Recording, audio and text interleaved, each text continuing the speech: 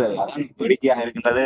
ஒரு தமிழரை ஒரு அமைச்சராக போட்டு தமிழர்களுடைய விவகாரங்களுக்கு பொறுப்பாக போட்டு தமிழர்களை ஏமாற்றுகின்ற அந்த கடந்த கால அரசுகளுடைய யுக்தியை தான் இந்த அனுரகுமார திசாநாயக்கா அரசாங்கமும் பயன்படுத்தி இருக்கின்றது. அதை விட மிக கேவலமான ஒரு யுக்தியை தான் இவர்கள் கையாண்டிருக்கின்றார்கள். ஒன்றுக்குமே உதவாத செயலற்ற ஒரு அமைச்சரை கொண்டு வந்து தமிழர்களுடைய தலையிலே கட்டியிருக்கின்றார்கள். சங்கங்கள், சமாசங்கள், சம்மேளனங்கள் அப்படியே எவ்வாறு டக்ளஸ் தேவானந்தாவுக்கு பின்னால் தோழர்களாக வலம் வந்தார்களோ அதே தோழர்கள் இப்போது சிவப்பு சட்டை தோழர்களுக்கு பின்னால் நின்று கொண்டு அதே பொறுப்புகளை வைத்துக் கொண்டிருக்கின்றார்கள். இல்லை, அந்த பொறுப்புகளுக்கு சிவப்பு சட்டை தோழர்கள் புதிதாக நியமிக்கப்பட்டிருக்கின்றார்கள் அரசியல் செல்வாக்கு நிமித்தமாக. ஆகவே தலைமை பொறுப்பிலே இருப்பவர்களான ஒரு அமைப்பிலே சங்கங்களோ, சமாசங்களோ, சம்மேளனங்கள் தான் ஒருங்கிணைந்து போராட்டங்களை முன்னெடுக்க வேண்டும். அவ்வாறான போராட்டங்களை முன்னெடுக்கின்ற இடத்திலேயே அரசாங்கம் தன்னுடைய பினாமிகளை கொண்டு வந்து குந்த வைத்ததன் காரணமாக அரசுக்கு எதிரான போராட்டங்கள் அங்கே தடுக்கப்படுகின்றது. அரசியல் களம் நிகழ்வுகளுக்கு அப்பால் உள்ள உண்மைகள்.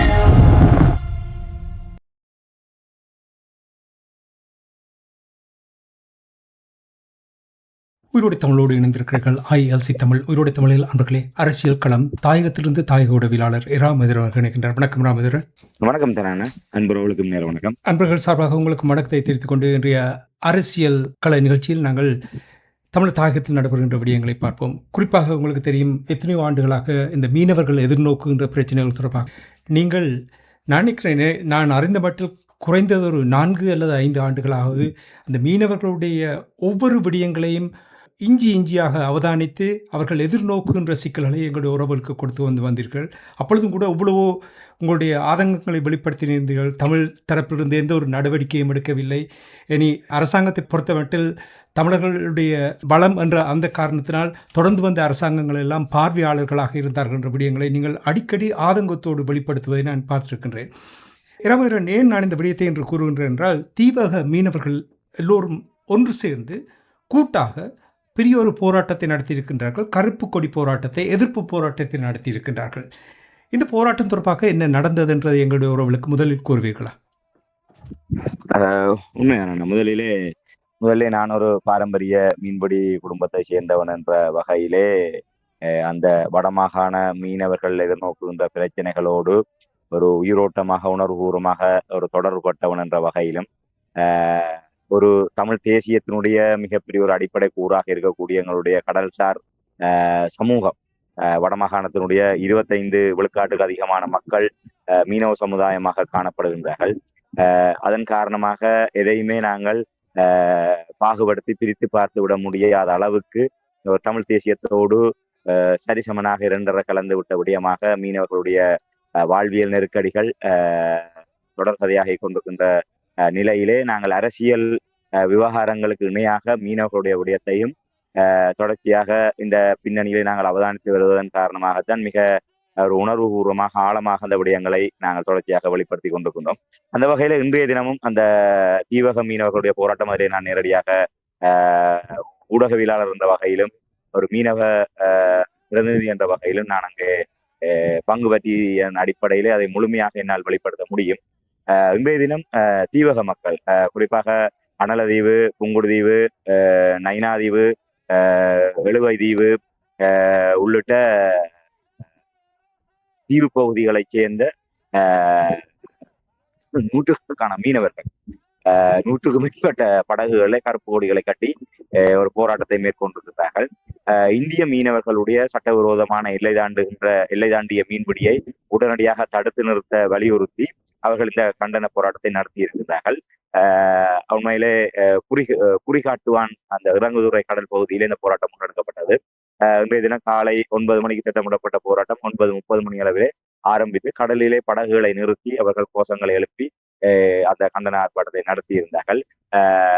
தீவு பகுதிகள், குறிப்பாக நைனாதீவு, அனலதீவு, எழுவதீவு, புங்குடுதீவு உள்ளிட்ட தீவு பகுதிகளில் இருந்து ஒவ்வொரு தீவக சங்கங்களும் பல படகுகளிலே அவர்கள் தங்களுடைய முயற்சியிலே அந்த குறிகாட்டுவான் அந்த இறங்குதுறைக்கு வருகை தந்திருந்தார்கள். வருகை தந்தாங்க ஒன்றிணைந்து ஒரு படகுகள் அணிவகுத்து கடலிலே அணிவகுத்து நின்று அவர்கள் அந்த போராட்டத்தை நடத்தியிருந்தார். வழக்கமாக கரையிலே பேரணியாக செல்வது, மகஜர்களை கொடுப்பது, கண்டன ஊர்வலங்களை நடத்துவது போன்ற போராட்டங்கள்லாம் இதுவரை நடத்தப்பட்டது. இதிலே தீவக மக்கள் முதல் முறையாக தாங்கள் ஒருமித்து அந்த தீவக மீனவ சமுதாயமாக அவர்கள் இன்றைய தினம் இந்த பாரிய போராட்டத்தை நடத்தி இருக்கின்றார்கள். உண்மையிலே அது ஒரு பாரிய போராட்டமாகத்தான் நான் பார்க்கிறேன். ஏனென்றால் அவர்கள் கடுமையான நெருக்கடிகளுக்கு மத்தியிலே, பொருளாதார நெருக்கடிகள், வாழ்வியல் நெருக்கடிகளுக்கு மத்தியிலே அவர்கள் தங்களுடைய சொந்த செலவிலே படகுகளுக்கு எரிபொருளை நிரப்பி அவர்கள் படகுகளை வந்து இந்த போராட்டத்தை நடத்தி இருக்கின்றார்கள். இதுவரை காலமும் நான் அறிந்த வகையிலே யாழ் மாவட்ட ரீதியாக, வடமாகாண ரீதியாக, ஏனைய முல்லைத்தீவு மாவட்டம் என்ற வகையிலே மாவட்ட ரீதியான போராட்டங்கள்லாம் இடம்பெற்றிருக்கின்றது. அந்த மாவட்ட ரீதியான, மாகாண ரீதியான போராட்டங்களிலும் தீவகத்தை பிரதிநிதித்துவப்படுத்தக்கூடிய மீனவ மக்கள் அதிலே பங்கு பற்றி இருக்கின்றார்கள். நான் அறிந்த வகையிலே முதல் முறையாக தீவக மக்கள் ஒன்றாக இணைந்து தங்களுடைய அந்த தீவகத்தினுடைய தனித்தன்மை என்பது ஒரு வேறு விதமானது. வடமாகாணம், யாழ்குடாநாடு என்கின்ற நிலையிலே தீவக மக்களுடைய அந்த கடல்சார் பாரம்பரியம் என்பது ஒரு முற்றிலும் வேறுபட்ட ஒரு நிலை காணப்படுகின்றது. அதிலும் விட இந்திய எல்லை தாண்டி மீனவர்களுடைய அத்துமுறல்களினால் நேரடியாக உடனடியாக பாதிக்கப்படக்கூடிய ஒரு சமூகமாக தீவக சமூகம் காணப்படுகின்றது. ஏன்னா அந்த கச்சதீவை உள்ளடக்கியதாக தமிழ்நாட்டோடு மிக நெருக்கமாக இருக்கக்கூடிய கடல் பிரதேசமாக அந்த தீவக பிரதேசங்கள் காணப்படுகின்றன. அந்த வகையிலே அந்த தீவக சமூகம் ஏற்கனவே இங்க வலிகாமம், வடமராட்சி கிழக்கு உள்ளிட்ட பிரதேசங்கள், இல்லை முல்லைத்தீவு உள்ளிட்ட பிரதேசங்கள் என்பது அது ஆழ்கடல் பிரதேசங்களாகவும் ஒரு நெடுந்தூர பிரதேசங்களாக காணப்படுகின்றது. ஆனால் தீவக பிரதேசம் என்பது ஒரு ஆழங்குறைந்ததாகவும் அதே நேரத்தில் இந்தியாவினுடைய ஒரு கூப்பிடு தூரத்தில் இருக்கக்கூடிய வகையிலான பிரதேசமாக இருக்கின்ற காரணத்தினால் அந்த இந்திய எல்தாண்டிய மணி அவர்களுடைய பிரச்சனையினால் அதிகம் பாதிக்கப்படுகின்ற தரப்பாக தீவக மக்கள் மீனவர்கள் காணப்படுகின்றனர். ஆகவே ஒரு பொறுத்து பார்த்து ஒரு விரக்தியினுடைய உச்சத்திலே அவர்கள் தங்களுடைய பிரச்சனைக்காக தீவக மக்கள், தீவக மீனவ சமுதாயம் தங்களுடைய ஒரு நியாயமான கோரிக்கையை முன்வைத்து அவர்கள் இந்த கவனஈர்ப்பு போராட்டத்தை முன்னெடுத்திருக்கின்றார்கள். அந்த போராட்டம் இன்றைய தினம் இவ்வாறு முன்னெடுக்கப்பட்ட அந்த போராட்டத்திலே உண்மையில தீவக பகுதியைச் சேர்ந்த ஒரு 100க்கும் மேற்பட்ட, நான் நினைக்கிறேன் ஒரு 150க்கும் மேற்பட்ட படகுகளிலே கிட்டத்தட்ட ஒரு 600க்கும் மேற்பட்ட மீனவர்கள் அந்த போராட்டத்திலே பங்கு பெற்றி இருந்தார்கள். அது மாத்திரமல்லாமல் நெடுந்தீவு கடத்தொழிலாளர் கூட்டுறவு சங்கங்களுடைய சமாசம் மற்றும் யாழ் மாவட்ட கடத்தொழிலாளர் கூட்டுறவு சங்கங்களின் சம்மேளனம் மற்றும் வடமாகாண கடத்தொழிலாளர் இணையம் உள்ளிட்ட பல்வேறு மீனவ அமைப்புகளும் இதற்கான ஆதரவை வழங்கியதோடு அதனுடைய பிரதிநிதிகளும் அந்த போராட்டத்திலே பங்கெடுத்திருந்தார்கள். அது மாத்திரமல்லாமல் அரசியல் தரப்பு என்று நாங்கள் பார்க்கின்ற போது தமிழ் தேசிய மக்கள் முன்னணியினுடைய தலைவரும் பாராளுமன்ற உறுப்பினருமான கஜேந்திரகுமார் பொன்னம்பலம் மற்றும் தமிழ் தேசிய மக்கள் முன்னணியுடைய செயலாளர் முன்னாள் பாராளுமன்ற உறுப்பினர் செல்வராஜா கஜேந்திரன் மற்றும் மருத்துவத்துறை நகரவிதா வின்சென்ட் போல் டக்ளஸ் போல் மற்றும் ஊர்காவல்துறை நகரவிதாவும் வடமாகாண கடத்தொழிலாளர் இணையத்தினுடைய ஊடக பேச்சாளருமான அன்னலிங்கம் அன்னராசா உள்ளிட்ட அரசியல் பிரமுகர்களும் வெகுவாக பங்கு பெற்றிருந்தார்கள். அந்த வகையில இன்றைய தின போராட்டம் தீவக மீனவ சமூகம் தங்களுடைய இந்திய இழுவைமடி மீனவர்களினால் தாங்கள் எதிர்நோக்குகின்ற அன்றாட பிரச்சனைகளுக்கு நிரந்தரமான ஒரு தீர்வை வலியுறுத்தி இன்றைய தினம் ஒரு காத்திரமான கண்டன போராட்டத்தை நடத்தி இருக்கிறார். எனக்கு தெரிந்த மட்டும் நான் ஆரம்பத்தில் கூறியது போல் எவ்வளவு நாட்களாக இந்த மீனவர்கள் எதிர்நோக்குகின்ற பிரச்சனைகளை வளத்தை சூறையாடி செல்லுகிறார்கள் இந்திய மீனவர்கள் என்று அடிக்கடி கூறிய விடயத்தை கேட்டுக்கொண்டிருக்கும் பொழுது இவ்வளவு காலமும் இருந்துவிட்டு இப்பொழுது இந்த போராட்டம் நடத்துவதற்கு என்ன காரணம் என்று சிந்திக்க தோன்றுகிறது. ஒன்று. இரண்டாவது, மீனவர்கள் இந்த போராட்டத்தினூடாக கோரிக்கை ஏதாவது முன்வைத்திருந்தார்களா? மகஜர்கள் ஏதாவது கையளித்தார்களா? உண்மை நீங்கள் கேட்பதை போன்று உண்மையிலே இந்த போராட்டத்துக்கான அடிப்படை என்பது தீவக மீனவ சமுதாயம் தான். அவர்கள் இதுவரை காலமும் நாங்கள் ஒரு தீவக மீனவ சமுதாயமாக அவர்கள் இந்த ஒரு போராட்டங்களையும் தனித்து முன்னெடுக்காத ஒரு நிலைமையில இப்போது அவர்கள் இந்த போராட்டத்தை நடத்துகின்ற நிலைமைக்கு அவர்கள் தள்ளப்பட்டிருக்கிறார்கள் என்று சொன்னது அதுக்கு ஒரு காரணம் இருக்குது. கடந்த ஜூலை 16, 17, 18 ஆகிய 3 நாட்களில் தீவக பகுதிகளிலே எல்லை தாண்டி மீன்பிடியில ஈடுபட்ட நூற்றுக்கணக்கான இந்திய இழுவைமடி படகுகளினால் சுமார் 50 மில்லியன் ரூபாய் பெறுமதியான அவர்களுடைய மீன்பிடி விலைகள் உள்ளிட்ட கடத்தொழில் உபகரணங்கள் அழித்து நாசமாக்கப்பட்டிருக்கின்றன. இந்த 3 நாட்களில் உண்மையிலே பல கோடான கோடி தமிழ் மக்களுடைய சொத்துக்கள் இதுவரை காலமும் இந்திய இழுவைமடி படகுகளினால் அழிக்கப்பட்டு கொண்டிருக்கின்றது. இப்போது முக்கியமாக அந்த நண்டு பருவகாலமாக இருக்கின்ற காரணத்தினால் இந்த நண்டுகளை பிடிப்பதற்கு பிரத்யேகமான வலைகளை பயன்படுத்துவார்கள். ஆகவே அந்த நண்டுகளை பிடிப்பதற்காக பயன்படுத்தப்பட்ட அந்த வலைகள் முற்றிலுமாக கிட்டத்தட்ட 200க்கும் மேற்பட்ட தீவகத்தை சேர்ந்த 200க்கும் மேற்பட்ட மீனவர்களுடைய அந்த நண்டு வலைகள் அத்தனையுமே இந்திய இழுவைமடி படகுகளினால் அறுத்து அழித்து நாசமாக்கப்பட்டிருக்கின்றது. இதன் காரணமாக ஒவ்வொரு மீனவர்களுக்கும் பல லட்சம் ரூபாய் பெறுமதியான சொத்தழிவு ஏற்பட்டிருக்கின்றது. அந்த வகையில மொத்தமாக அந்த கடந்த ஜூலை 16, 17, 18 ஆகிய நாட்களில் 3 நாட்களில் மட்டும் 50 மில்லியன் ரூபாவுக்கு அதிகமான சொத்தழிவு நேரடியாக ஏற்பட்டிருக்கின்றது. இது நேரடியான இழப்பு மட்டும். மறைமுக இழப்பு என்று பார்க்கின்ற போது இனி அவர்கள் அதிலிருந்து மீண்டு வருவதற்கு அவர்கள் ஏற்படுகின்றதை விட பல மடங்கு இப்போது ஏற்பட்ட அந்த நேரடி இழப்பை விட பல மடங்கு இழப்பை அந்த மீனவர்கள் சந்தித்திருக்கிறார்கள். என்றால் அந்த ஒவ்வொரு மீனவர்களும் அந்த இந்த இந்த பருவ காலத்திலே, இந்த நண்டு கிடைக்கக்கூடிய அந்த பருவத்திலே அந்த தொழிலை மேற்கொள்வதற்காக அவர்கள் கடன்பட்டோ இல்லை இருக்கின்ற நகைகளை அடமானம் வைத்தோ இல்லை விற்றோ இல்லை ஏதோ ஒரு விதத்திலே தான் அவர்கள் அந்த வலைகளை அவர்கள் ஏனால் நண்டு வலை என்பது சாதாரண ஏனைய மீன்பிடி வலைகளை போன்ற அல்ல. பெரும்பாலும் அந்த ஒரு பருவ காலத்தோடு அந்த வலைகள் முற்றாக கைவிடப்பட வேண்டிய அளவுக்கு சேதமடைந்து விடும். ஒவ்வொரு நண்டை பிடிக்கின்ற போது அந்த நண்டு பெரும்பாலான வலைகளோட பெரும்பாலான பகுதிகளை நாசம் செய்துவிடும். ஆகவே அவர்கள் பெரும்பாலும் இந்த பருவ காலத்திலே சில வேளை 2 தடவைகள் கூட அந்த புதிதாக வலைகளை சீரமைத்தவர்கள் பயன்படுத்த வேண்டிய நிலைமை உருவாகும்.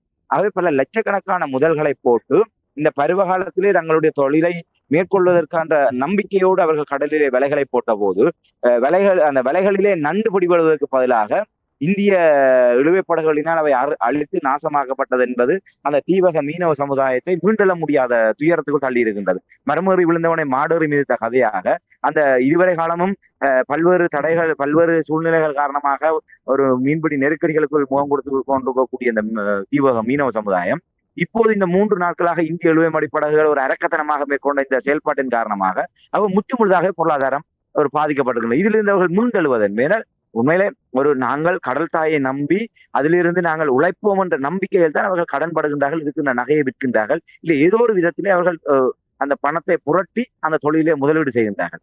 இது முற்றுமுழுதாகவே அவர்களை கடனாளியாகவும் ஒரு நிரந்தரமான ஒரு முடக்க நிலைமையை கொண்டு வரக்கூடிய அளவுக்கான பாரிய சேதத்தை இந்த கடந்த 3 நாட்களில் இந்த இந்திய படகுகள் மேற்கொண்டிருக்கின்றது. இதன் காரணமாகத்தான் தீவக மீனவர்கள் பொறுமை இழந்து இப்போது அவர்கள் நீதி கேட்டு போராடி இருக்கின்றார்கள்.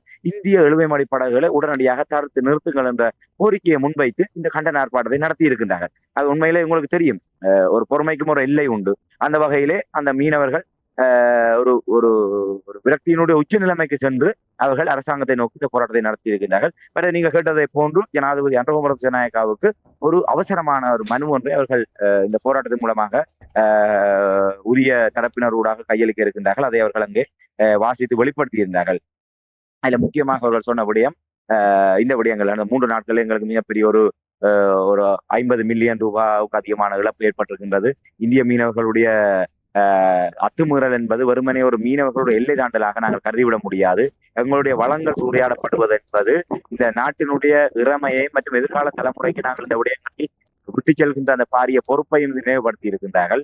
அதே நேரத்திலே தமிழ் மக்கள் எங்களுடைய இந்த வடமாகாண கடற்தொழில் சார்ந்த அந்த சமூகம், எங்களுடைய பாரம்பரிய மீன்பிடி சூழல், இந்த விடயங்களை எல்லாம் பேணி பாதுகாக்க வேண்டிய ஒரு கடப்பாடு அரசாங்கத்துக்கு இருக்கின்றது. அந்த வகையிலே இந்திய இழுவைமடி படகுகளை உடனடியாக தடுத்து நிறுத்தக்கூடிய நடவடிக்கைகளை எடுத்து தங்களுடைய வாழ்வாதாரத்தை பாதுகாக்க வேண்டும் என்ற ஒரு கோரிக்கையை முன்வைத்திருக்கிறார்கள். மேலே அவர்கள் மீனவர்கள் இந்த விடயங்கள் தொடர்பாக தெரிவிக்கின்ற போது எங்களுக்கு நீங்கள் வாழ்வாதார உதவிகளை வழங்குவதை விட எங்களுடைய வாழ்வாதாரத்தை நாங்களே பார்த்துக் கொள்ளக்கூடிய வகையிலே நீங்கள் இந்த விடயங்களை செய்யுங்கள். குறிப்பாக நண்டு, இந்த பருவ காலத்திலே நண்டு கிடைக்கின்ற போது இந்த நண்டு முழுதாக ஏற்றுமதி செய்யக்கூடியது. நாங்கள் இந்த பருவ காலத்திலே பிடிக்கக்கூடிய லட்சக்கணக்கான பெறுமதியான நண்டுகள் அந்த ஏற்றுமதி செய்வதனூடாக நாட்டுக்கு அந்நிய செலாவணி தான் கிடைக்க போகின்றது. ஆகவே நீங்கள் இந்த எங்களுடைய தொழிலை பாதுகாப்பதனூடாக நாட்டினுடைய அந்நிய செலாவணியை பெறுவதற்கும் நாட்டினுடைய ஏற்றுமதி வருமானத்தை அதிகப்படுத்துவதற்குமான ஒரு நிலையைத்தான் அது உருவாக்கும். ஆகவே வடக்கு மாகாண மீனவர்களையோ வடக்கு மாகாண கடல் வளத்தையோ பாதுகாப்பது என்பது நாட்டினுடைய இது வெறுமனே ஒரு தமிழ் தரப்பினருடைய பிரச்சனையாகவோ இல்லை ஒரு பகுதி மீனவர்களுடைய பிரச்சனையாகவோ இதை நாங்கள் மட்டுப்படுத்தி விட முடியாது. இது ஒட்டுமொத்த நாட்டினுடைய பிரச்சனை. அதை விட முக்கியமாக இந்த நாட்டினுடைய மீன்பிடி தேவை என்பதை கடந்து ஏற்றுமதிக்கு கை கொடுக்கக்கூடிய ஒன்று. ஏற்றுமதியை அதிகப்படுத்துகின்றதன் ஊடாக அந்நிய செலாவணியை மேம்படுத்திக் கொள்ள முடியும். நாடு அந்நிய செலாவணி பற்றாக்குறை காரணமாக வாரான நெருக்கடிகளை சந்தித்துக் கொண்டிருக்கின்றது என்பதில் எல்லோருக்குமே தெரிந்த விடயம். அப்படிப்பட்ட நிலைமையிலே நாங்கள் எங்களை வருத்தி எங்களுடைய நாங்கள் ஏற்படுகின்ற இந்த துன்பங்களை எல்லாம் நாங்கள் தாங்கிக் கொண்டு நாட்டினுடைய அந்நிய செலாவணி ஈட்டுவதற்காக நாங்கள் இவ்வளவு தூரம் நாங்கள் ஒத்துழைப்பு வழங்குகின்ற போது அதை உறுதிப்படுத்துவது அரசாங்கத்துடைய கடப்பாடு என்பதை அவர் சுட்டிக்காட்டியிருக்கிறார். அதை விட இன்னொரு முக்கியமான ஒரு விடயத்தை சுட்டிக்காட்டியிருக்கிறார்கள். காலத்துக்கு காலம் மாறி மாறி வருகின்ற அரசாங்கங்கள் இந்த விடயங்களை கண்டும் காணாமல் இருந்து வருகின்றது. குறிப்பாக இலங்கை இந்திய இருதரப்பு ராஜதந்திர உறவுகளை மையமாக கொண்டு வடமாகாண மீனவர்களுடைய வாழ்வாதாரம் பலியிடப்பட்டு வருவது ஒரு நியாயமற்ற நடவடிக்கை. அதாவது இரு நாட்டினுடைய ராஜதந்திர உறவுக்காக வடமாகாண மீனவர்களுடைய வாழ்வாதாரம் பலியிடப்பட்டு கொண்டிருக்கின்றது. இது நியாயமற்ற ஒன்று என்கின்ற விடயத்தையும் இதிலே அன்றோமர் திசாநாயக்க அவர்களுக்கான கடிதத்திலே அவர்கள் இடித்துரைத்திருக்கின்றார்கள். அது உண்மையிலே மிக ஒரு முக்கியமாக சுட்டிக்காட்டப்பட வேண்டிய விடயம் என்னென்றால், இந்திய இலங்கைக்கு இடையிலான உறவுக்கு இவர்கள் பலியிடப்படுவது என்பது வடமாகாண மீனவர். ஏனால் இந்தியாவுடன் நல்ல பேர் எடுக்க வேண்டும் என்பதற்காக இந்திய மீனவர்களை இவர்கள் ஒரு மென்மையான முறையிலே அணுகுவதும், கைது செய்யப்படுபவர்களை பின்னர் அவர்கள் விடுவிப்பதும், இப்படியான ஒரு தண்டனைகள் கடுமையாகின்ற போதுதான் குற்றங்களை தடுக்க முடியும். அது உள்நாட்டிலாக இருக்கட்டும் வெளிநாட்டவர்களாக சட்டம் ஒன்றுதான். ஆகவே அந்த விதத்தில் ஒரு மென்போக்கோடு நடப்பதற்கான காரணம் அந்த இந்தியாவோடான தங்களுடைய ராஜீக உறவுகளை சிதைத்து விடக்கூடாது என்பதற்காக. இந்தியாவோடு நல்ல ஒரு உறவு இருக்க வேண்டும் என்பதற்காக வடமாகாண மீனவர்கள் வெளியிடப்படுகின்றனர். வடமாகாண மீனவர்கள் வெளியிடப்படுவது என்பது வெறுமனே வடமாகாணத்தோடு சம்பந்தப்பட்ட விவகாரம் அல்ல, நாட்டினுடைய ஒட்டுமொத்த அபிவிருத்திக்கும் நாட்டினுடைய ஒட்டுமொத்த வளர்ச்சிக்குமான படிநிலை நிலப்பாடையும் அவர்கள் தெளிவாக சுட்டிக்காட்டியது. ஆகவே இந்த போராட்டம் என்பது வெறுமனே ஒரு மீனவர்கள் ஒரு எழுந்தமானத்திலே தங்களுடைய ஒரு பிரச்சனைக்காக ஒரு கோபத்திலே செய்த போராட்டமாக அல்லாமல், மிக நிதானமாக இவ்வளவு காலமும் அவர்கள் துன்பத்தை அனுபவித்து ஒரு குறுகிய நாட்களுக்குள்ளாக இப்படியான ஒரு இழப்பை சந்தித்த ஒரு விரக்தி நிலைமையில, கையறு நிலைமையில அவர்கள் இந்த போராட்டத்தை நடத்தும் நிலைமைக்கு தள்ளப்பட்டிருக்கிறார்கள். அது மாத்திரமல்லாமல் ஜனாதிபதி அன்றோமர் திசாநாயக்காவுக்கும் காத்திரமான பல செய்திகளை அடங்கிய கடிதம் ஒன்றையும் அவர்கள் அவசரமாக அனுப்பி வைத்திருக்கின்றார்கள். எல்லை தாண்டி மீன்பிடிக்கக்கூடிய இந்த பிரச்சனை தொடர்ச்சியாக தொடர்ந்து வந்த அரசாங்கங்கள், இலங்கை அரசாங்கங்கள் கண்டுகொள்ளவில்லை, ஒரு பொறுப்படுத்த தொடர்பாக எந்த ஒரு நடவடிக்கையும் எடுக்காத நேரத்தில் 2 ஆண்டுகளுக்கு இப்போ அனுரகுமார் திசாநாயக்க அவர்கள் இங்கே பதவியேற்றிருக்கின்றார். அவருடைய அணுகுமுறையில் மாற்றம் இருக்கின்றது என்று கூறுகிறார்கள். அவர் மீது நம்பிக்கை வைத்திருக்கிறார்கள் என்று மக்கள் கூறுவதை நான் கேட்டிருக்கின்றேன். அப்படி என்று சொல்லும் பொழுது இந்த அரசாங்கம், அரசு தரப்பு இந்த எல்லை தாண்டி மீன்பிடிப்பது தொடர்பாக ஏதாவது நடவடிக்கை எடுத்திருக்கின்றதாக இது தொடர்பாக மீனவர்கள் என்ன கூறுகிறார்கள்? உண்மையில் இந்த குறுகிய நாட்களிலே இந்த பாரிய ஒரு சொத்தழிவை ஏற்படுத்தி சென்றிருக்கின்ற இந்த இந்திய மீனவர்களுடைய அரக்கத்தனமான செயல்பாடு இவர்கள் தடுக்கப்படவில்லை. உண்மையிலே இந்த கடந்த சில நாட்களாக நீங்கள் பார்த்தீர்களானா, நான் அறிந்த வகையிலே ஒரு 2-3 சம்பவங்கள் தான் இந்த கைது சம்பவங்கள் இடம்பெற்றுள்ளன. மன்னாரிலே ஒரு படகு மன்னார் கடலிலே கைது செய்யப்பட்டது. அதே போன்று நான் நினைக்கிறேன் தீவக பகுதியிலும் ஒரு படகு கைது செய்யப்பட்டதாக தான் நான் அறிகின்றேன். அதை தவிர இன்று பாருங்கள், அந்த 3 நாட்களிலே பல நூற்றுக்கணக்கான இந்திய இழுவைமடி படகுகள் எல்லை தாண்டி வந்து அந்த அடிவலை என்று சொல்லக்கூடிய அந்த சட்டவிரோதமான இழுவைமடி வலைகளை பயன்படுத்தி அவர்கள் மீன்களை பிடித்து கடல் வளங்களையும் சூறையாடி எங்களுடைய மீனவர்களுடைய வாழ்வாதாரத்தையும் அழித்து சென்றிருக்கின்றார்கள் என்று சொன்னால் அதை இவர்கள் கண்டும் காணாமல் இருக்கின்றார்கள் என்பதுதான் அர்த்தம். இந்த நூற்றுக்கணக்கான மீன்பிடி படகுகள் வருகின்ற போது ஒரு சாட்டுக்கு ஒரு படகை கைது செய்வது என்பது ஒரு கண்துடைப்பு நடவடிக்கை. அதை மீனவர்கள் அங்கே தங்களுடைய ஆதங்கத்தை வெளிப்படுத்தி இருந்தார்கள். இவர்கள் எங்களுடைய கண்ணுக்கு முன்னாலே நூற்றுக்கணக்கான படகுகள் வந்து எங்களுடைய கரையில இருந்து 1 கடல் மைல் 2 கடல் மைல் தொலைவு வரை வந்து இவ்வளவு தூரம் நாசம் செய்து விட்டு செல்கின்ற போது இலங்கை கடற்படையினர் ஒரே ஒரு படகை மட்டும் கைது செய்து விட்டு அவர்கள் நடவடிக்கை எடுத்தால் இவ்வாறு செயல்படுவதன் ஊடாக இந்திய மீனவர்களை எப்படி கட்டுப்படுத்த முடியும்? அவர்களுக்கு எந்தவித அச்சமும் ஏற்பட போவதில்லை.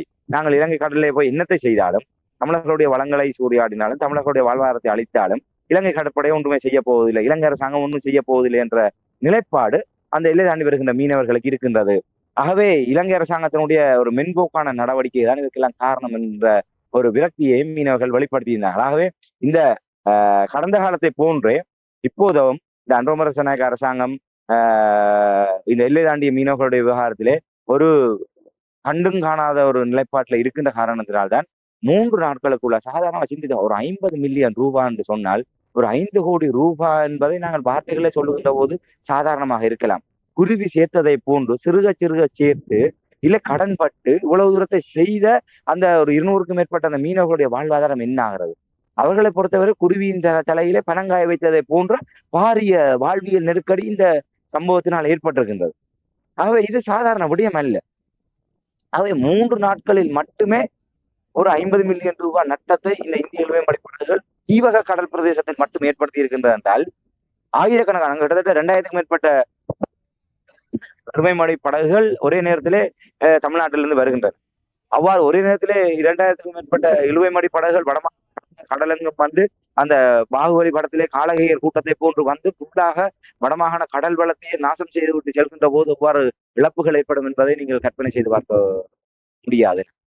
ஆகவே இப்போது மீனவர்கள் கூறுகின்றார்கள், ஏற்கனவே தமிழகத்திலே அந்த இழுவைமடி தொழிலுக்கு 3 நாட்கள் அனுமதி வழங்கப்பட்டது. நான் நினைக்கிறேன் சனி, திங்கள், புதன் என்று நம்புகிறேன். இதற்கெல்லாம் வாரத்திலே 3 நாட்கள் அவர்களுக்கு அனுமதி வழங்கும். ஆனால் இப்போது வாரத்தில் 7 நாட்களும் அவர்கள் எல்லை தாண்டி வருகின்றார்கள் இந்த இழுவைமடி தொழிலுக்காக. ஆகவே தமிழக அரசும் இந்த விடயத்திலே கண்ணும் காணாமல் இருக்கின்றது.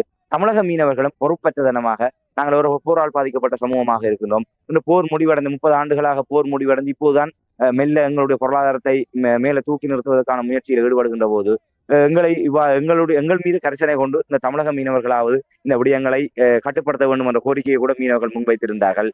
புதிதாக பொறுப்பேற்றிருக்கின்ற தமிழக முதலமைச்சர் விஜய் மீதும் அவர்கள் ஒரு நம்பிக்கை வைத்திருக்கின்றார்கள். அவர் உடனடியாக இந்த விடயத்திலே ஏதாவது தலையிட்டு நடவடிக்கை எடுக்க வேண்டும் என்ற ஒரு கோரிக்கையும் அவர்கள் முன்வைத்திருக்கின்றார்கள். ஆனால் எது எப்படி இருந்தாலும் இலங்கையிலே அனுரகுமார திசாநாயக்க அவர்கள் பொறுப்படுத்த 2 வருடம் ஆகிவிட்டது. தமிழகத்திலும் அவ்வாறான ஒரு புதிய அரசியல் மாற்றம். ஆனால் இந்த புதிய இரு நிலங்களிலுமே புதிய அரசியல் மாற்றங்கள் ஏற்பட்ட நிலையில் கூட எந்த விதமான ஒரு மாறுதல்களும் இந்த எல்லை தாண்டுகின்ற விவகாரத்திலே இடம்பெறவில்லை என்பதை நாங்கள் மிக வருத்தத்தோடு அந்த விடயத்தை சுட்டிக்காட்ட முடியும். அவ்வாறான ஒரு கையறு நிலைமையில் தான் இந்த போராட்டம் முன்னெடுக்கப்பட்டிருக்கின்றது.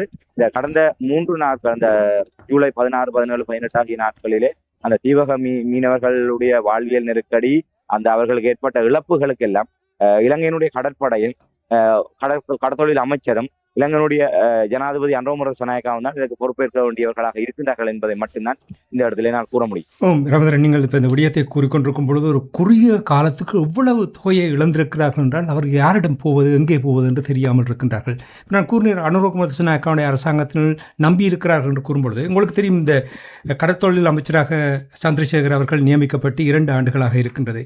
எல்லை தாண்டி இந்த மீன்பிடிப்பவர்கள் தொடர்பாக ஏதாவது கடற்தொழில் அமைச்சரால் நடவடிக்கை எடுக்கக்கூடியதாக இருக்கின்றதா, அல்லது மீனவர்கள் இது தொடர்பாக என்ன கூறுகிறார்கள்? உண்மையில் அதான் வேடிக்கையாக இருக்கின்றது. ஒரு தமிழரை ஒரு அமைச்சராக போட்டு தமிழர்களுடைய விவகாரங்களுக்கு பொறுப்பாக போட்டு தமிழர்களை ஏமாற்றுகின்ற அந்த கடந்த கால அரசுகளுடைய யுக்தியை தான் இந்த அனுரகுமார திசாநாயக்கா அரசாங்கமும் பயன்படுத்தி இருக்கின்றது. அதை விட மிக கேவலமான ஒரு யுக்தியை தான் இவர்கள் கையாண்டிருக்கின்றார்கள். ஒன்றுக்குமே உதவாத செயலற்ற ஒரு அமைச்சரை கொண்டு வந்து தமிழர்களுடைய தலையிலே கட்டியிருக்கின்றார்கள். சந்திரசேகரன் அவர் எந்தவித ஆளுமையமற்ற ஒருவர். அவர் ஒரு அமைச்சு நிலையிலே பொறுப்பேற்க ஒரு தகுதியற்ற ஒருவர்.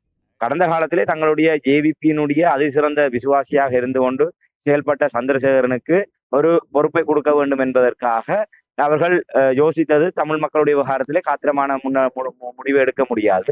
அதே நேரத்தில் அவர் ஒரு மலையக பின்னணியை கொண்டு வருவராக இருக்கின்றார். ஆகவே அவரை அமைச்சராகுவதனூடாக இந்திய தரப்பையும் இலகுவாக கையாள முடியும். அந்த இந்திய வம்சாவளி என்கின்ற நிலையிலே சந்திரசேகரனை வைத்துக் கொண்டு தமிழகத்தையோ இல்லை இந்தியாவையோ கையாள முடியும். இங்கே தமிழர்களை மாற்ற முடியும். ஒரு தமிழரை தான் நாங்கள் போட்டுக்கொண்டோம் என்றால் அவர்களுக்குள்ளாகவே அடங்கி போய்விடுவார்கள். சிங்கள ஒருவரை அமைச்சராக நியமிக்கின்ற போது இந்த நேரத்தில் இந்த எதிர்ப்புகள் அத்தனையுமே அரசாங்கத்துக்கு எதிரான எதிர்ப்புகளாக மாறும். ஒரு தமிழரை அமைச்சராக போட்டதன் காரணமாக அந்த எதிர்ப்புகள் வலுக்குறைப்பு செய்யப்படுகின்ற ஒரு யுக்தியோடு தான் சந்திரசேகர் அவர்கள் அமைச்சராக நியமிக்கப்படுகின்றனர். உண்மையில கடந்த காலத்தில் அமைச்சர் டக்ளஸ் தேவானந்தா அவர்கள் கடற்தொழில் அமைச்சராக அவர் இருந்த காலத்திலும் உருப்படியான நடவடிக்கை மேற்கொள்ளவில்லை. ஆனால் அவர் தத்துணிவோடு அந்த மீனவர்கள் சார்ந்த விவகாரங்களிலே ஓரளவு முடிவெடுக்கக்கூடிய ஒருவராக இருந்தார். ஆனால் சந்திரசேகர் அந்த அளவுக்கு கூட இல்லாமல் வெறுமனே ஒரு பொம்மை அமைச்சராக, அந்த ஒரு அமைச்சர் துறை ரீதியாக ஒரு சிறு துரும்பை கூட எடுத்து வைக்காத ஒரு அமைச்சராகத்தான் அவர் காணப்படுகின்றார். இந்த கடற்தொழில் சார்ந்த விவகாரங்களிலே அவர் எந்தவித கரிசனையும் காட்டாது. இந்த காணி விடுவிப்பு உள்ளிட்ட அரசியல் விவகாரங்களோடு சம்பந்தப்பட்டு இந்த மாவட்ட ஒருங்கிணைப்பு குழு கூட்டங்கள் இல்லை, அவர் உண்மையிலே ஒரு ராஜாங்க அமைச்சராக ஒரு இலங்கை முழுவதுமாக அந்த கடற்தொழில் விவகாரங்களுக்கான அமைச்சராக இருக்கக்கூடிய ஒருவர் அந்த பாரிய பொறுப்பை உணர்ந்து அந்த கடற்தொழில் சார்ந்த கடற்தொழிலை மேம்படுத்துவதற்கு கடற்தொழிலாளர்கள், குறிப்பாக வடமாகாண கடற்தொழிலாக எதிர்நோக்குகின்ற அந்த வாழ்வியல் நெருக்கடிகள் இல்லை அவர்களுடைய இந்த சவால்களுக்கு வெற்றி கொள்வதற்கு எந்த நடவடிக்கையும் எடுக்காமல் வெறுமனே இந்த தேசிய மக்கள் சக்தி அரசாங்கத்தினுடைய ஒரு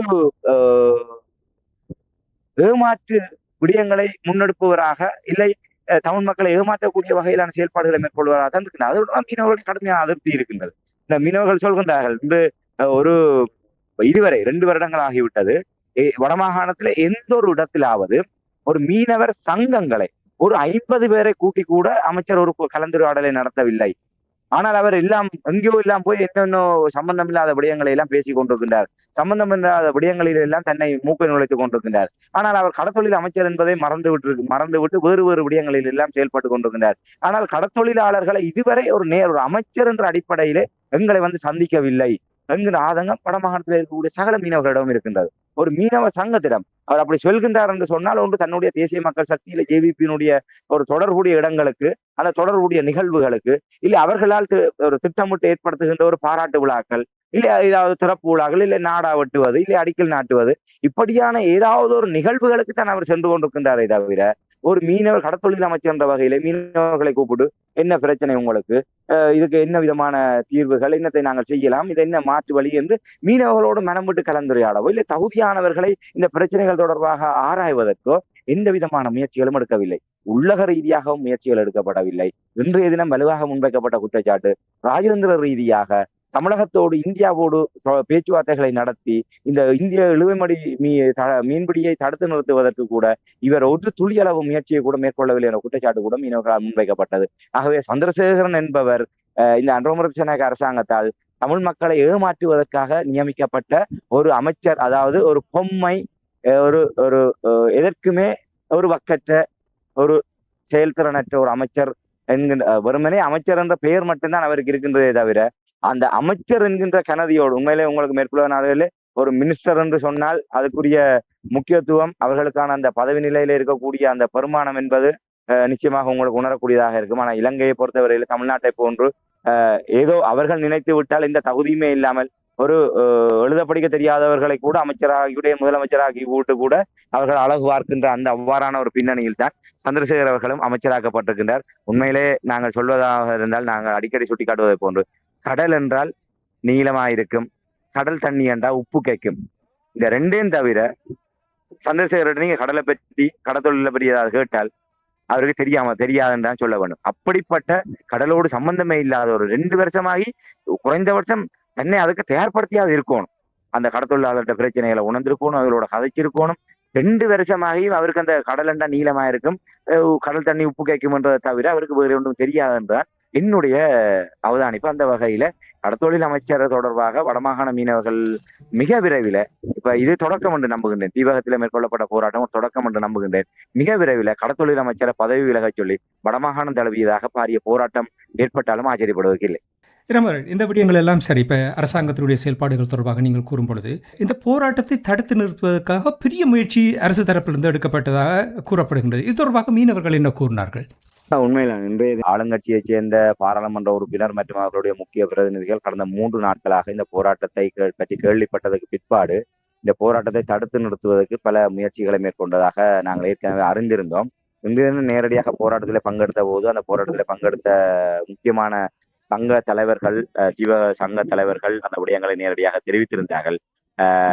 குறிப்பாக பாராளுமன்ற உறுப்பினர் ஒருவர், தேசிய மக்கள் சக்தி சார்பாக யாழ்ப்பாணத்தில் தெரிவு செய்யப்பட்ட ஒரு பாராளுமன்ற உறுப்பினர் ஒருவர் கடந்த 3 நாட்களாக இந்த சங்கங்களை தொடர்பு கொண்டு நேரடியாக இந்த போராட்டத்தை தயவு செய்து கைவிடுங்கள், அரசாங்கம் எதுவாக இருந்தாலும் அரசாங்கத்தோடு கருத்து பேசி செய்ய வேண்டும், அரசாங்கத்துக்கு எதிராக கோஷங்களை போட வேண்டாம், அரசாங்கத்துக்கு எதிராக போராட்டம் செய்ய வேண்டாம், இந்த அரசாங்கத்தை பகைத்து கொண்டு நீங்கள் இந்த விதமான தீர்வை பெற்றுவிட முடியாது, ஆகவே அரசாங்கம் இந்த விடயங்களிலே ஏதாவது செய்யத்தான் நினைக்கின்றது, ஒரு 2 நாட்கள் அவகாசம் தாருங்கள், நாங்கள் அமைச்சரை கொண்டு வந்து இங்கே சந்திக்க வைத்து இந்த பிரச்சனைகள் தொடர்பாக தீர்வை காண்பதற்கு முயற்சி எடுக்கின்றோம் என்று அவர் கெஞ்சாத குறையாக பாராளுமன்ற உறுப்பினர், தேசிய மக்கள் சக்தியினுடைய பாராளுமன்ற உறுப்பினர், அங்கு மீனவர் சங்க தலைவர்களோடு பிரதிநிதிகளோடு அவர் கேட்டதாக அவர்கள் நேரடியாக தெரிவித்திருந்தார்கள். அதை அவர்கள் நிராகரித்திருந்தார்கள். அதாவது 2 வருடம் ஆகிவிட்டது, இதுவரை எங்களுடைய பிரச்சனைகளை கேட்பதற்கு வராத அமைச்சர் இன்று நாங்கள் போராட்டம் நடத்த போகின்றோம் என்றவுடன் 2 நாட்களிலே அவரை கொண்டு வருகின்றோம் என்று கூறுகின்றார்கள். ஆகவே எங்களுக்கு தேவை அமைச்சர் வர வேண்டும் என்றோ பாராளுமன்ற உறுப்பினர் வர வேண்டும் என்றோ எங்களுக்கு தேவையில்லை. எங்களுக்கு தேவை இந்திய மீனவர்கள் எங்களுடைய கடலுக்கு வரக்கூடாது, எங்களுடைய கடல் பாதுகாக்கப்பட வேண்டும், எங்களுடைய கடல் வளம் பாதுகாக்கப்பட வேண்டும். இந்த கடல் வளம் எங்களோடு மட்டும் முடிந்து போகின்ற விடயம் அல்ல, எதிர்கால தலைமுறைகளுக்கும் இந்த கடல் வளம் என்பது கடத்தப்பட வேண்டும், பாதுகாக்கப்பட வேண்டும். ஆகவே அந்த பொறுப்பு ஒரு அரசாங்கம் என்ற வகையிலே அதற்கு இருக்கின்றது என்றால் தலைமுறைகள் கடந்து இந்த நாட்டையும் நாட்டினுடைய வளங்களையும் அடுத்து வருகின்ற தலைமுறையினருக்கு பத்திரமாக பாதுகாத்து ஒப்படைப்பதுதான் அந்த அரசாங்கத்தினுடைய ஒரு தலைமைத்துவத்தினுடைய கடப்பாடு. அதை கூட இவர்கள் நிறைவேற்றாது எங்களுடைய காலத்திலேயே எங்களுக்கு கண்ணுக்கு முன்னாலே இந்த வளங்கள் சூறையாடப்பட்டு கொண்டிருக்கின்றது மிக வேதனையாக இருக்கின்றது. அதற்கெல்லாம் தடுப்பதற்கு இந்த நடவடிக்கை எடுக்காதவர்கள் நாங்கள் போராட்டம் நடத்த போகின்றோம் என்று தெரிந்தவுடன் ஓடி வந்து 3 நாட்களாக இங்கேயே கிடக்கின்றார்கள். இந்த ஏற்கனவே நெடுந்தீவு பாரிய குடித நீர் பிரச்சனையில இருக்கின்றது. அந்த பிரச்சனைகள் தொடர்பாக அவர்கள் சிந்திப்பது கூட கிடையாது. நாங்கள் நீரை அருந்துகின்றோமா, எங்களுடைய தாகம் தீர்ந்ததா என்பதை பற்றி கூட சிந்திப்பதில்லை. ஆனால் அரசாங்கத்துக்கு எதிராக ஒரு போராட்டத்தை நடத்த போகின்றோம் என்பதற்காக எங்களை நோக்கி வந்து 3 நாட்களாக இந்த போராட்டத்தை தடுப்பதற்கு முயற்சி எடுத்திருக்கின்றார்கள் என்று அவர்கள் பகிரங்கமாக குற்றம் சாட்டி இருக்கின்றார்கள். அது மாத்திரமல்ல, இது அரசாங்கத்துக்கு எதிராகவோ இந்திய அரசாங்கத்துக்கு எதிராகவோ எந்த ஒரு சமூகத்துக்கு எதிரான போராட்டம் அல்ல. எங்களுடைய கடல் வளத்தையும் எங்களுடைய உரிமையையும் நிலைநாட்டுவதற்கான போராட்டம். ஆகவே இதை நாங்கள் யாரும் எதிர்க்க வேண்டும் என்ற நிலைப்பாட்டில் நாங்கள் மேற்கொள்ளவில்லை. ஆனால் அரசாங்கத்துக்கு, இந்த அமைச்சருக்கும் இந்த அரசாங்கத்துக்கும் கடப்பாடு இருக்கின்றது. கடற்படை தான் முதலிலே இதை செய்ய வேண்டியவர்கள். இந்த கடலை பாதுகாக்க வேண்டிய கடப்பாடு, அந்த கடல் இறமையை பாதுகாக்க வேண்டிய கடப்பாடு இலங்கை கடற்படையிடம் இருக்கின்றது. அந்த கடற்படையை அமைச்சர் ஊடாக ஜனாதிபதி இந்த விடயத்திலே செயல்படுத்த வேண்டும். ஆகவே இந்த கடற்படை, அமைச்சர், ஜனாதிபதி இந்த 3 தரப்பினருக்கு இந்த விடயத்திலே கூட்டு பொறுப்பு இருக்கின்றது. ஆகவே 2 ஆண்டுகளாக வாழாதிருந்து விட்டு நாங்கள் இன்று எங்களுடைய ஒரு 3 நாட்களிலே 50 மில்லியன் ரூபாய்க்கு மேற்பட்ட சொத்தழிவுகள் ஏற்பட்டதுக்கு பிற்பாடு எங்களுக்கு ஒரு நியாயம் வேண்டும் என்று நாங்கள் போராட முற்படுகின்ற போது அதை தடுப்பதற்கு இந்த அரசாங்கம் முற்படுகின்றது என்று சொன்னால், இதுதான் இந்த மக்கள் இந்த அரசாங்கத்திடம் எதிர்பார்த்த மாற்றமா என்று ஆதங்கத்தோடு அவர்கள் கேள்வி எழுப்பியிருந்தார்கள். அதிலே உண்மையிலே அர்த்தம் உள்ளதாகத்தான் நான் நினைக்கிறேன். உண்மைதான் ராமேந்திரன். இந்த உண்மையாக நீங்கள் பார்த்தீர்கள் என்றால் பலதரப்பட்டவர்கள் பலவிதமான கருத்துக்கள் வைத்திருக்கிறார்கள். இனி சில விடயங்களையும் அவர்கள் ஒரு தமிழ் மக்களை திருப்திப்படுத்தும் வகையில் செய்யவில்லை என்றாலும் கூட சில காரியங்களை செய்திருக்கிறார்கள். ஆனால் இந்த மீனவர்கள் தொடர்பாக ஒரு முக்கியமான ஒரு விடயமாக பார்க்கப்படுகின்றது. இதை இந்த அரசாங்கம் எவ்வாறு கையாளப் போகிறார்கள் என்று நாங்கள் பொறுத்திருந்தால் பார்க்க வேண்டும். இல்லையென்றால் இந்த வாக்குறுதிகள், உங்களுக்கு தெரியும், தேர்தல் நடந்த காலத்தில் அனுரகுமார திசாநாயக்கா வடக்குக்கு வந்த பொழுது எவ்வாறு வாக்குறுதிகள் வழங்கினார் என்ற எல்லாவற்றையுமே எங்களுடைய உறவுகள் புரிந்திருப்பார்கள் என்று நம்பிக்கொண்டு, இதே நேரத்தில் இப்போ உங்களுக்கு தெரியும் இந்த மீனவர்களை பொறுத்தவற்றில் கவன ஈர்ப்பு போராட்டம் நடத்தியிருக்கிறார்கள், சில தடவைகள் நடத்தியிருக்கிறார்கள், நான் பார்த்திருக்கிறேன். அதே போல் இந்த போராட்டமும் கடந்து செல்ல போகிறார்களா அல்லது தொடர் நடவடிக்கை ஏதாவது எடுப்பதற்கான வாய்ப்புகள் இருக்கிறதா? உண்மையிலே மீனவர் சங்கங்கள், சமாசங்கள், சம்மேளனங்கள் பெரும்பாலும் ஒரு அரசியல் மயப்படுத்தப்பட்ட நிலைமையில காணப்படுகின்றது. அதுதான் மீனவ சமுதாயமாக ஒன்றிணைய முடியாதக்கான காரணமாக இருக்கின்றது. இன்று தீவக மீனவர்கள் முன்மாதிரியாக செய்த போராட்டம் வடமாகாணம் தழுவியதாக இந்த போராட்டம் முன்னெடுக்கப்பட்டிருக்க வேண்டும். துரதிர்ஷ்டவசமாக சங்கங்கள், சமாசங்கள், சம்மேளனங்கள் ஒரு அரசியல் தரப்பினருடைய கட்டுப்பாட்டுக்குள் அது சிறைப்பட்டிருக்கின்ற காரணத்தால் கடந்த காலத்திலே அமைச்சராக இருந்த டக்ளஸ் தேவானந்தா சார்ந்த இபிபி கட்சியினரால் அந்த சமாசங்கள், சம்மேளனங்கள், சங்கங்கள், முக்கிய பொறுப்புகள் வலிந்து தம்பசப்படுத்தப்பட்டு அரசியல் மயப்படுத்தப்பட்டு அமைச்சருக்கு எதிராக இதே போன்று அமைச்சருக்கு எதிராக போராட்டங்கள் செய்யக்கூடாது, அரசாங்கத்துக்கு எதிராக போராட்டம் செய்யக்கூடாது என்று அதை கட்டுப்படுத்தி இருந்தார்கள். அதே போன்ற நிலைமைதான் இப்போதும் இருக்கின்றது. சங்கங்கள், சமாசங்கள், சம்மேளனங்கள் அப்படியே எவ்வாறு டக்ளஸ் தேவானந்தாவுக்கு பின்னால் தோழர்களாக வலம் வந்தார்களோ அதே தோழர்கள் இப்போது சிவப்பு சட்டை தோழர்களுக்கு பின்னால் நின்று கொண்டு அதே பொறுப்புகளை வைத்துக் கொண்டிருக்கின்றார்கள். இல்லை, அந்த பொறுப்புகளுக்கு சிவப்பு சட்டை தோழர்கள் புதிதாக நியமிக்கப்பட்டிருக்கின்றார்கள் அரசியல் செல்வாக்கு நிமித்தமாக. ஆகவே தலைமை பொறுப்பிலே இருப்பவர்களான ஒரு அமைப்பிலே சங்கங்களோ, சமாசங்களோ, சம்மேளனங்கள் தான் ஒருங்கிணைந்து போராட்டங்களை முன்னெடுக்க வேண்டும். அவ்வாறான போராட்டங்களை முன்னெடுக்கின்ற இடத்திலேயே அரசாங்கம் தன்னுடைய பினாமிகளை கொண்டு வந்து குந்த வைத்ததன் காரணமாக அரசுக்கு எதிரான போராட்டங்கள் அங்கே தடுக்கப்படுகின்றது. அதன் காரணமாகத்தான் வடமாகாண ரீதியாக எப்போதோ இப்ப இந்திய இழுவை மடி என்பதை கடந்து தடை செய்யப்பட்ட தொழில்கள் 16 வகையான தொழில்கள் இலங்கையில தடை செய்யப்பட்டிருக்கின்றது. அத்தனை தொழில்களும் இன்று தங்கு தடை இல்லாமல் நடைபெறுகின்றது. இது தேசிய மக்கள் சக்தியினுடைய அடிப்படை கீழ்மட்டத்தில் இருப்பவர்கள் இருந்து அமைச்சர்களிலிருந்து அமைச்சு அலுவலகங்களில் இருக்கக்கூடிய உயரதிகாரிகள் வரை லஞ்சங்கள், பல லட்சங்களில் லஞ்சங்கள் தாரை வார்க்கப்பட்டு கொண்டிருக்கின்றது. அவ்வாறு தாராளமாக லஞ்சங்கள் வழங்கப்பட்டு சட்டவிரோதமான தொழில்கள் இங்கே தாராளமாக முன்னெடுக்கப்பட்டு வரும். இதன் காரணமாக எங்களுடைய கடல் வளம் முற்றாக அழிவடைந்து கொண்டிருக்கின்றது. ஒரு பக்கம் இந்திய இழுவை மடி, மற்ற பக்கம் தடை செய்யப்பட்ட தொழில். ஆகவே இவர்கள் இப்படியாக மீனவர்களுடைய வாழ்வாதாரத்தை முடக்குவதோடு மட்டுமில்லாமல் அந்த தங்களுடைய உரிமைக்காக போராட விடாமலும் இவர்கள் தடுத்துக் கொண்டிருக்கின்றனர். அப்படிப்பட்ட நிலைமையில் தான் இந்த தீவக மக்கள் முன்மாதிரியாக இவ்வளவு அழுத்தங்களையும் கடந்து இந்த தீவக சமாச சங்கங்களுக்குள்ளும் அவ்வாறான தலையீடுகள் இருக்கின்றது. ஆனால் இன்று அவர்கள் ஒரு 3 நாட்களுக்குள்ளாகவே 50 மில்லியன் ரூபாய் பெறுமதி, அதுக்கு அதிகமான ஒரு இழப்பு ஏற்பட்டதன் காரணமாக இவர்களை நம்பி இனி பிரயோசனம் இல்லை. நாங்கள் கடலிலே இறங்கி நாங்கள் போராட்டத்தை நடத்துவதனூடாகத்தான் எங்களுடைய பிரச்சனைக்கு நாங்கள் ஒரு தீர்வு காண முடியும் என்ற நம்பிக்கையோடு போராட்டத்துக்கு வந்திருக்கின்றார்கள். ஆகவே தற்போது இந்த நிலைமை என்பது இதோடு முடிவடையக்கூடிய நிலைமை அல்ல. அந்த கடந்த காலத்தை விட நீங்கள் குறிப்பிட்டதை போன்று 2 ஆண்டுகள் இந்த அரசாங்கம் மாற்றம் அனுரகுமார திசாநாயக்கா தலைமையிலான அரசாங்கம் வருகின்ற போது ஒரு குறிக்கப்பட்ட தமிழ் மக்கள் மத்தியிலே ஒரு நம்பிக்கை இருந்தது. ஒரு புதியவர்களாக ஒரு மாற்றம், அவர்கள் கூடிய வாக்குறுதிகள் ஏதாவது ஒன்று செய்வார்கள் என்று நம்பினார்கள். ஆனால் நம்பி ஏமாந்து இன்று அவர்கள் ஒட்டுமொத்தமாகவே அவர்கள் ஒரு வாழ்வே சூனியமாகி போகக்கூடிய அளவுக்கு தீவக மீனவ சமுதாயம் என்று தீவகத்திலே கிட்டத்தட்ட 95 விழுக்காடு மக்கள் முற்றுமுழுதாக கடற்தொழிலை நம்பி இருக்கக்கூடிய சமூகமாக காணப்படுகின்றார்கள். ஆகவே அந்த கடல் ஏமாற்றுகின்ற போது ஒட்டுமொத்த தீவகமே எதிர்காலம் சூனியமாகி போகக்கூடிய நிலைமை இருக்கின்றது. ஆகவே தீவக மக்களுடைய இருப்பு என்பதே எதிர்கால இருப்பு என்பதை கேள்விக்குறியாகக்கூடிய ஒரு நிலைமையிலே அவர்கள் இதோடு மட்டுமே ஒரு அடையாள போராட்டத்தோடு மட்டுமே முடித்துக் கொள்ளக்கூடிய நிலைமையை நான் நம்பவில்லை. அதே நேரத்திலே ஊர்காவல்துறை பிரதேச சபையினுடைய தவிசாளரும் வடமாகாண கடற்தொழிலாளர் இணையத்தினுடைய ஊடக பேச்சாளருமான அன்னலிங்கம் அன்னராசா அவர்கள் ஊடகங்களுக்கு கருத்து தெரிவிக்கிற ஒரு விடயத்தை கூறியிருந்தார். இது வெறுமனே தொடக்கம் மட்டும்தான். அன்றோமர திசாநாயக்காவுக்கு நாங்கள் 1 மாத கால அவகாசத்தை வழங்குகின்றோம்.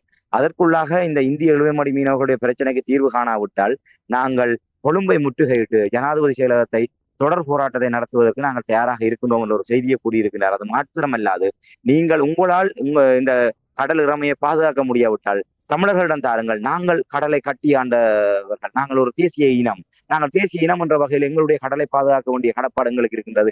ஏற்கனவே நாங்கள் கடலை கட்டி ஆண்ட இனம் என்ற வகையிலே உங்களால் இயலாவிட்டால் எங்களுடைய தமிழர்களுடைய கடலினுடைய பாதுகாப்பையும் அந்த இறமையையும் எங்களால் பாதுகாக்க முடியும், எங்களிடம் பொறுப்பை தாருங்கள் என்ற ஒரு கோரிக்கையை அன்னலிங்கம் அன்னராசா அவர்கள் வடமாகாண மீனவர்கள் சார்பாக முன்வைத்ததோடு மட்டுமல்லாமல் அனுர அரசாங்கத்துக்கு 1 மாத கெடுவை வைத்து ஒரு எச்சரிக்கையை விடுத்திருக்கின்றார். இந்த 1 மாதத்துக்குள்ளாக நீங்கள் இந்த பிரச்சனைக்கு தீர்வு காணாவிட்டால் உயிர் கொண்ட தமிழர்களாக கொழும்பை நோக்கி நாங்கள் அணிவகுத்து ஜனாதிபதி செயலகத்தை முற்றுகையிட்டு நாங்கள் போராட்டத்தை நடத்துவோம், அதற்கு நாங்கள் தயாராக இருக்கின்றோம் என்ற ஒரு செய்தியை கூறியிருக்கின்றார். ஆகவே இதன் மூலமாக இந்த போராட்டம் இதோடு முடியக்கூடிய போராட்டம் அல்ல. அநேகமாக வடமாகாண மீனவர்களுடைய அந்த போராட்ட நெருப்பு என்பது அன்றோமர திசாநாயக்காவை மிக நெருக்கமாக அந்த நெருப்பினுடைய தன்மையை அவர் மிக நெருக்கமாக உணரக்கூடிய நாட்கள் வெகு தொலைவில் என்பதை தான் இந்த இடத்திலே சொல்லிக்கொள்ள முடியும். இனி ராமதுரை, நீங்கள் ஆரம்பத்தில் கூறும் பொழுது சொன்னீர்கள், இந்த அரசாங்கத்தை பொறுத்த மட்டில் எல்லை தாண்டி வந்து மீன் பிடிப்பவர்களுடைய விடயம் தொடர்பாக அனுர அரசாங்கம் ஒரு மென்போக்கை கடைப்பிடிக்கின்றது என்று நீங்கள் கூறுகிறீர்கள். இதே நேரத்தில் உங்களுக்கு தெரியும், தமிழகத்திலும் ஆட்சி மாற்றம் ஏற்பட்டிருக்கின்றது. மே மாதம் விஜய் அவர்கள் பதவி ஏற்றிருந்தார். அவருடைய வருகைக்கு பின்னர் எல்லை தாண்டி மீன் பிடிப்பவர்களுடைய தொகை குறைந்திருக்கின்றது என்று கூறுகிறார்கள். இதில் ஏதாவது உண்மை இருக்கின்றதா? ஏதாவது மாற்றம் காணுகிறீர்களா? உண்மைதான். உண்மையிலே தமிழ்நாட்டினுடைய முதலமைச்சராக விஜய் அவர்கள் பொறுப்படுத்த போது அவரே நம்ப முடியாத ஒரு வெற்றியாகத்தான் அது அமைந்திருந்தது. அந்த வகையிலே தமிழ் மக்களிடையேயும் ஒரு எதிர்பார்ப்பு இருந்தது. ஒரு தமிழ் மக்களுடைய ஒரு மனங்கவர்ந்த ஒரு நடிகராக விஜய் இருந்தார். அந்த வகையிலே ஒரு சினிமாவிலே அவருக்கு உரிய அந்த கருத்துக்கள், அவருடைய நிலைப்பாடுகள், அதே நேரத்திலே அவர் ஒரு மென்மையான ஒரு சுபாவம் கொண்டவராக காணப்பட்டார். அந்த வகையிலே அவருடைய பின்னணியிலே விஜய் முதலமைச்சராக வந்து ஏதாவது ஒரு நன்மைகளை செய்வார் என்ற ஒரு நம்பிக்கை, எதிர்பார்ப்பு ஈழத்தமிழகத்திலே இருந்தது என்பது உண்மை. ஆனால் இன்று அந்த வகையிலே பார்க்கின்ற போது ஒட்டுமொத்தமாக இல்லாவிட்டாலும் ஒரு கணிசமான ஒரு குறிக்கப்பட்டவர்களுடைய அவ்வாறான ஒரு எதிர்பார்ப்பு இருந்தது. ஆனால் இன்று அவர் 2 மாதங்கள் ஆகிய நிலைமையிலே ஒரு ஒப்பூட்டளவில் அது குறைந்ததாக காணப்பட்டாலும் உண்மையிலே அந்த ஏப்ரல் மாதம், சித்திரை மாதம் வருகின்ற போது கடலிலே மீன்களுடைய நடமாட்டம் என்பது குறைவடைகின்ற அந்த காலகட்டத்திலே தமிழ்நாட்டிலே கிட்டத்தட்ட 45 நாட்கள் மீன்பிடி தடைகாலம் என்பதை கொண்டு வருவார்கள். அந்த மீன்களுடைய இனப்பெருக்கத்துக்கான காலம் அதை வரையறுத்து அவர்கள் அந்த ஆழ்கடல் தும்புதாக நடவடிக்கையை அவர்கள் கைவிட்டிருப்பார்கள். அதற்கு பின்னர் தான் அவர்கள் கடலிலே மீன்பிடிக்க செல்வார்கள். அப்ப விஜய் அவர்கள் பொறுப்படுத்த காலத்திலே அந்த மீன்பிடி தடைக்காலம் இறுதிக்கால பகுதியாக இருந்த காரணத்தினால் அவர்களுடைய அந்த எல்லை தாண்டி வருகின்ற அந்த இழுவைமடி படகுடைய பிரச்சனை என்பது இல்லாமல் இருந்தது. அதற்கு பின்னர் அந்த இழுவைமடி அந்த தடைகாலம் ஆரம்பிப்பதற்கு முதலே அந்த மீன்பிடி தடைகாலம் நாளை முடிவடைகின்றது என்று சொன்னது. இன்றைய தினமே ராமேஸ்வரம் பாம்பன் பகுதியிலிருந்து கிட்டத்தட்ட 1000க்கும் மேற்பட்ட இழுவைமடி படகுகள் கடலுக்கு மீன்பிடி நடவடிக்கையிலே அந்த தடையை மீறி பயணித்திருந்த சம்பவம் எல்லாம் இடம்பெற்றிருந்தது. ஆகவே நடிகர் விஜய் அதற்கான நடவடிக்கைகளை எடுத்தார் என்று நாங்கள் கூற முடியாது. அவருடைய ஆட்சி காலத்தில் இதற்காக ஏதாவது ஆக்கப்பூர்வமான நடவடிக்கை எடுத்ததாக நாங்கள் அறிய முடியவில்லை. ஆனால் இன்றைய தினம் தமிழ் தேசிய மக்கள் முன்னணியுடைய பாராளுமன்ற உறுப்பினர் கஜேந்திரகுமார் பொன்னம்பலம் அவர்கள் ஊடகங்களுக்கு கருத்து கூறுகின்ற போது ஒரு கேள்வியை நான் எழுப்பியிருந்தேன். நீங்கள் தமிழக விஜயத்தின் போது தமிழக முதலமைச்சர் விஜய் அவர்களை சந்தித்திருந்தீர்கள். இந்த தமிழக மீனவர்கள் பிரச்சனை சம்பந்தமாக என்ன நடவடிக்கை எடுக்கப்பட்டது என்பதாக கேள்வி எழுப்பப்பட்டது. அவ்வாறான ஒரு நிலையிலே அவர் பதிலளித்திருந்தார். நாங்கள் ஒரு முக்கியமாக 4 விடயங்கள் தொடர்பாக தமிழக முதலமைச்சரோடு கலந்துரையாடியிருந்தோம். அரசியல் தீர்வு விடயத்திலே தனக்கு காலவாசம் வேண்டும் என்று அவர் கோரியிருந்தார். ஆனால் மீனவர் விவகாரத்திலே அவர் மிக ஆர்வத்தோடு மிக உடனடியாகவே அந்த விடயத்திலே தீர்வு காண்பதற்கு தன்னால் முயற்சி எடுக்கப்படும் என்ற ஒரு வாக்குறுதி அவர் வழங்கியதாகவும் அவ்வாறான அடிப்படையிலே மிக விரைவிலே தமிழக மற்றும் வடமாகாண மீனவர்களை இணைத்து ஒரு மாநாடு ஒன்றை நடத்தி அந்த பேச்சுவார்த்தை மூலமாக இந்த பிரச்சனைக்கு ஒரு தீர்வு காண்பதற்கு தான் நடவடிக்கை எடுப்பதாக முதலமைச்சர் விஜய் அவர்கள் தங்களிடம் வாக்குறுதி வழங்கியதாக கூறியிருந்தார். அவர் வெளிப்படையாகவே ஏனைய விடயங்களுக்கு காலவாசம் கேட்டார். ஆனால் மீனவர் விவகாரம் தொடர்பாக நாங்கள் பேசிய போது ஆர்வத்தோடு மிக உடனடியாகவே அதற்குரிய நடவடிக்கை எடுப்பதாக கூறியிருக்கின்றார். அந்த வகையிலே முதலமைச்சர் விஜய் அவர்கள் இந்த விடயத்திலே நடவடிக்கை எடுப்பார் என்ற ஒரு நம்பிக்கையை அவர் வெளிப்படுத்தியிருந்தார். அதே இன்னொரு கேள்வியை நான் எழுப்பியிருந்தேன் அவரிடம். தற்போது நாங்கள் சற்று முன்னர் கூறியதை போன்று இந்த வடமாகாண மீனவர் சமூகம் அரசியல் மயப்படுத்தப்பட்டு அரசியல் தரப்பினருடைய தலைமைத்துவத்துக்குள் கொண்டு வரப்பட்டிருக்கின்ற இந்த பின்னணியிலே நாளை தமிழக அரசு அவ்வாறான ஒரு முயற்சி ஒன்று எடுக்குமாக இருந்தால் வடமாகாண மீனவர்களை பிரதிநிதித்துவப்படுத்தி உண்மையான மீனவ பிரதிநிதிகள் அங்கே செல்வதற்கான வாய்ப்புகள் என்பது மறுக்கப்படக்கூடிய ஒரு நிலைமை இருக்கின்றது. ஏனென்றால் இன்று சங்கங்கள், சமாசங்கள், சம்மேளனங்களுடைய தலைமை பொறுப்புகளிலே தேசிய மக்கள் சக்தியினுடைய ஆதரவாளர்களும் அவர்களுடைய அமைப்பாளர்களும் தான் அதில் முக்கிய பொறுப்புகள் இருக்கின்றார் என்றால் அவர்கள் அரசாங்கத்தை பாதுகாக்கக்கூடிய வகையிலாகத்தான் அவர்கள் இந்த பேச்சுவார்த்தைகளிலே ஈடுபடக்கூடிய ஒரு நிலைமை இருக்கின்றது. கடந்த காலத்திலும் அமைச்சர் டக்ளஸ் தேவானந்தா அவர்கள் இருக்கின்ற போது இதுதான் நடந்தது. அந்த பேச்சுவார்த்தைகளுக்கு செல்கின்ற போது அரசியல் ரீதியாக அவர்கள் தங்கள் சார்பானவர்களை அழைத்து சென்று ஒரு பிரச்சனைகள் எழும்பாத வகையிலே அவர்கள் எதுவுமே பிரச்சனை இல்லாத வகையிலே அவர்கள் அங்கே சென்று பேசிவிட்டு வரக்கூடிய ஒரு நிலைமைதான் அவதானிக்கப்பட்டது. அந்த நிலைமைதான் இப்போதும் ஏற்படும். இதை உறுதிப்படுத்துவதற்கு, அதாவது உண்மையாக மீனவர்களுடைய குரல் அங்கே ஒழிப்பதற்கு ஏதாவது ஒரு ஏற்பாடு செய்ய முடியுமா என்று கஜேந்திரகுமார் பொன்னம்பலம் அவர்களுடன் நான் கேள்வி எழுப்பிய போது அவர் கூறியிருந்தார். நாங்கள் இந்த விடயத்தை முதல் தரப்பாக தமிழக அரசோடு தொடர்பு இந்த விடயங்களை சுட்டிக்காட்டி இருக்கின்றோம். ஆகவே அவர்கள் எங்களை அணுகுகின்ற பட்சத்தில் நாங்கள் உண்மையான மீனவர்களுடைய பிரதிநிதிகளை அந்த இடத்திலே பங்கு பெற்றுவதற்கான ஏற்பாடுகளை நாங்கள் செய்ய முடியும். இதோடமாக வடமாகாண மீனவர்களிடையே ஒரு விழிப்புணர்வு ஏற்பட வேண்டும் என்ற ஒரு கருத்தையும் அவர் அங்கே பதிவு செய்து இந்த இடத்திலே நான் குறிப்பிட முடியும். அந்த வகையிலே தமிழக முதலமைச்சராக வந்திருக்கின்ற விஜய் அவர்கள் மனம் வைத்தால் இந்த விடயத்தை செய்ய முடியும் என்ற நம்பிக்கை எனக்கும் இருக்கின்றது. ஏனென்று சொன்னால் இதுவரையும் அதிமுக, திமுக ஆகிய இரண்டு தரப்புகள் இந்த விடயத்திலே தலையிடாமல் இருந்ததற்கான காரணம் என்பது வாக்கு வங்கி அரசியலை அடிப்படையாக வைத்துத்தான் இது அடிப்படை காரணமாக இருந்தது இந்த விடயங்கள் தீர்க்கப்படாது இருப்பதற்கு. ஏனென்று சொன்னால் இன்று திராவிட முன்னேற்ற குறிப்பாக திராவிட முன்னேற்ற கழகத்தினுடைய அமைச்சர்களாக, பாராளுமன்ற உறுப்பினர்களாக, சட்டமன்ற உறுப்பினர்களாக இருந்த பலர் தான் அங்கே பெரும் முதலாளிகளாக இந்த இழுவைமடி தொழிலை செய்கின்றார்கள். அவர்கள் கடலே தெரியாத நிலைமையிலே அவர்கள் பணத்தை முதலீடு செய்து அப்பாவி தமிழக மீனவர்களை ஒரு அடியாட்களை போன்று ஒரு கூலி தொழிலாளர்களாக பயன்படுத்தி அவர்களை எல்லை தாண்டி சென்று நீங்கள் பிடித்து வருகின்ற மீன்களுக்கு தரகு அடிப்படையில, கொமிஷன் அடிப்படையிலே இத்தனை 1000 மீன்களை கொண்டு வந்தால் உங்களுக்கு இவ்வளவு கொமிஷன் என்று அவர்களை ஆசை ஊட்டி அவர்களை பலிக்கடாவாக இங்கே இலங்கை கடலுக்கு மீன்பிடிக்க அனுப்புகின்ற செயல்பாடுகளிலே அவர்கள் ஈடுபட்டு வந்தார்கள். இப்போது கூட அங்கே பெரும்பாலான கிட்டத்தட்ட 2500க்கும் மேற்பட்ட இழுவைமடி படகுகள் இருக்கின்றனர். அதிலே ஒரு 50-60% இழுவைமடி படகுகளுடைய உரிமையாளர்களாக அரசியல் தரப்பினர் இருக்கின்றார்கள். ஆகவே அவர்கள் தங்களுடைய வருமானத்தை கருத்தில் கொண்டு தங்களுடைய தொழில் பாதிக்கப்படாது என்பதற்காகவும் அவர்கள் இந்த விடயத்தில் அக்கறை காட்ட மாட்டார்கள். அதை விட அவர்கள் தமிழ்நாட்டை பொறுத்தவரையிலே கரையோர பகுதியிலே 15 மாவட்டங்கள், கரையோர பகுதி மாவட்டங்கள் மீனவ மக்கள் பிரதிநிதித்துவப்படுத்துகின்றார்கள். ஆகவே அந்த 30க்கும் மேற்பட்ட மாவட்டங்களிலே அரைவாசி மாவட்டங்கள் எப்படி வடமாகாணத்திலே 25% மீனவர்கள் மீனவ சமுதாயமாக காணப்படுகின்றார்களோ அதே போன்று தமிழ்நாட்டிலே 15 மாவட்டங்கள் அந்த மீனவ மக்கள் அந்த வெற்றியை தீர்மானிக்கக்கூடியவர்களாக இருக்கின்றார்கள். ஆகவே அந்த மீனவ பகுதி மக்களுடைய வாக்குகளை இழந்துவிடக் கூடாது என்பதற்காக வடமாகாண மீனவர்களுக்கு சார்பாக அங்கே இழுவைமடி தொழில்களை கட்டுப்படுத்த முற்பட்டால் அவர்கள் தங்களுடைய வாக்கு அரசியலை இழக்க வேண்டி வரும். அவர்கள் வாக்கு அரசியல அவர்களுடைய முதலீடு. ஆகவே அங்கே தமிழக மக்களுடைய எதிர்ப்பை சம்பாதித்து விட்டால் அரசியலிலே தாங்கள் தோற்று போய் விடுவோம் என்ற ஒரு பயம் ஆளுங்கட்சியாக இருக்கக்கூடிய திராவிட முன்னேற்ற கழகத்திற்கு இருக்கும், இல்லை அண்ணா திராவிட முன்னேற்ற கழகத்திற்கு இருக்கும். திராவிட முன்னேற்ற கழகம் ஆட்சியில் இருந்தால் அண்ணா திராவிட முன்னேற்ற கழகம் தன்னுடைய மீனவர் அமைப்புகளை வைத்து அரசாங்கத்துக்கு எதிரான போராட்டங்களை முடுக்கி விடுவார்கள். இதே திராவிட முன்னேற்ற கழகம் எதிர்கட்சியாக இருந்தால் தங்களுடைய சார்பான மீனவ அமைப்புகளை முடுக்கிவிட்டு அரசுக்கு எதிரான போராட்டங்களை செய்வார்கள். ஆகவே அங்கே தமிழகத்திலே மீனவர் விவகாரம் என்பது ஒரு அரசியல் மயப்படுத்தப்பட்டிருந்தது. ஆனால் விஜய் அவர்கள் முதலமைச்சராக வந்ததற்கு பிற்பாடு விஜய் ஒட்டுமொத்தமாக தமிழக மக்களுடைய ஒரு மாற்றத்தினுடைய குறியீடாக பார்க்கப்படுகின்றார்.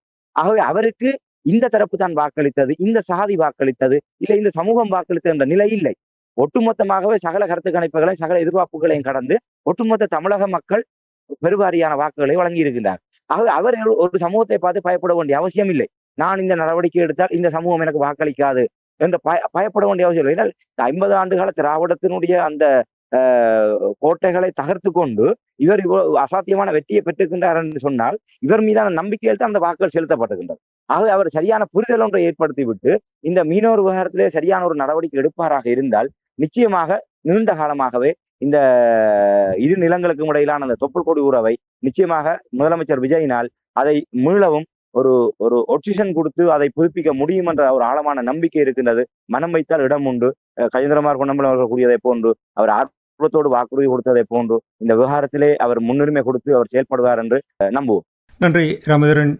நீங்கள் கூறியது போல் இந்த விஜய் அவர்களுடைய வருகை, அந்த களத்தில் ஏற்பட்ட மாற்றம், கஜேந்திரகுமார் பொன்னம்பலம் அவர்கள் சந்தித்து அந்த அவர்களிடம் உரையாடிய விடயங்கள் இவற்றை கேட்கும் பொழுது ஓரளவுக்கேனும் ஒரு மாற்றம் வருவதற்கான வாய்ப்புகள் இருக்கின்ற விடயங்களை நீங்கள் இங்கே சுட்டிக்காட்டும் பொழுது ஓரளவுக்கு எங்களுடைய உறவுகளுக்கு திருப்தியாக இருக்கும் என்று நம்புகிறேன். தீவக மீனவர்கள் கூட்டாக போராட்டம் நடத்தியது, எதிர்ப்பு போராட்டம் நடத்திய அந்த விடயம் தொடர்பாக உயிரோடை தமிழ் உறவுகளுக்கு தகவல்களை எடுத்து வந்தமைக்காக உயிரோடை தமிழ் அன்பர்கள் சார்பாக நன்றி குறிக்கொண்டு மீண்டும் இன்னும் ஒரு நிகழ்ச்சியில் இணைந்திருப்போம். அதுவரைக்கும் நன்றி, வணக்கம். நிச்சயமாக நன்றி.